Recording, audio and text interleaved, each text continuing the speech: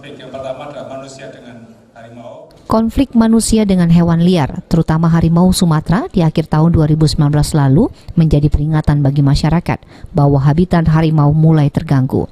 Untuk mengurangi kemungkinan konflik dengan manusia kembali terulang, perlu adanya pengetahuan tentang jalur teritori harimau dan habitatnya.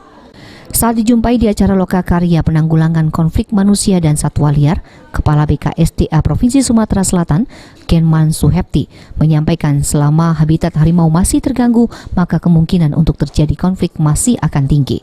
Dalam penanggulangan ini, butuh kerjasama dengan beberapa pihak, diantaranya pemerintah daerah dan juga masyarakat yang tinggal di sekitar habitat liar.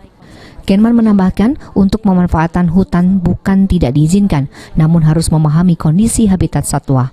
Jika di lokasi tersebut memang merupakan habitat asli hewan liar, diharapkan tidak memanfaatkan hutan tersebut karena hal ini berdampak pada perkembangan ekosistem hewan tersebut. Salah satunya kesediaan makanan dan lain-lain. Pernah menemukan ada kasus pembunuhan atau perburuan harimau, kan begitu. Sementara kalau dilihat di lapangan, yang kelahiran ada, berarti kan kalau ada kelahiran tidak ada kematian, tentunya bertanggung. Bagaimana cara memulihkan kembali jalur wilayah jelajah dari harimau sendiri? Yang tempat ini mungkin tadi sebutkan juga mungkin terganggu karena deforestasi atau apa?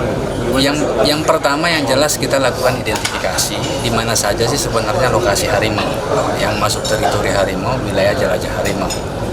Hasil dari identifikasi itu tentunya dikomunikasikan ke semua, ke para pihak, baik itu pemerintah daerah, siapapun saya kira, termasuk masyarakat itu sendiri.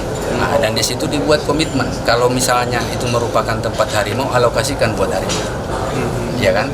Nah, jadi bukan berarti tidak boleh dimanfaatkan hutan, boleh dimanfaatkan, tetapi tentunya lokasi-lokasi yang memang bukan merupakan habitat penting dari satwa liar yang dilindungi. Nah, kalau merupakan habitat penting satwa liar yang dilindungi, pemanfaatannya harus berkesesuaian, kan begitu ya? Istilahnya harus diatur. Misalnya kalau itu masuk jalur jelajah gajah, ya jangan lagi ditanam tebu di situ, karena kalau ditanam tebu pasti akan dimakan gajah seperti itu. Nah, demikian juga satwa-satwa yang lain. 17 individu. Ade Sunandar, PAL TV. Tidak ada lagi, bahkan rusak.